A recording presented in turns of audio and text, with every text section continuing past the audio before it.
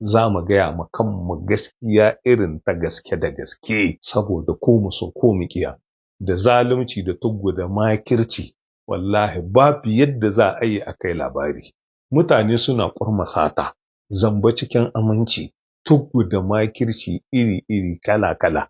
Amma kowace safiya gami da marice su ne ke ce mu mutane ba su ƙaunar Nijar, in an gaya musu gaskiya su ce an musu shiga sharaba shanu. Sun yi abin Allah ya tona musu asiri, yanzu ba su san yadda za su yi ba, sai a yi tabar makumiya a naɗe ki da hauka. Ƙuƙaƙa suka samu wani ɗan kwabai sai su yi amfani da shi a yi ta yawo da hankalin jahilai. Yanzu sun ga jama'a sun gane su.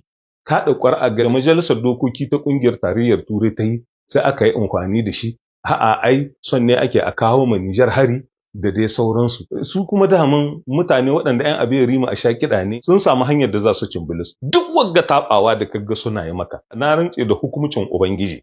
Duk da ta lalace, komowa za su suna maka kuwa suna kuma dariyarka. Yanzu diba kwaskwarimar da ake son a yi ma wagga matsala ta ƙarancin mai da ta shigo cikin jihar Zandar.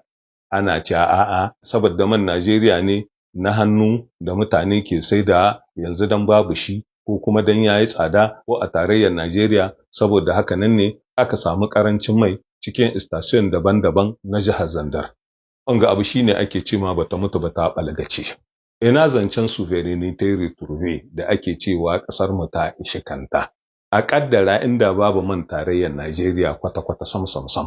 To kaka za a yi, rungume hannuwa za a yi, shikenan a ce a'a dan Najeriya ta hana manta ko kuma dan yayi tsada ko kuma a'a dan mutane sun bar amfani da man sarande, shikenan babu wata dubara da za a yi.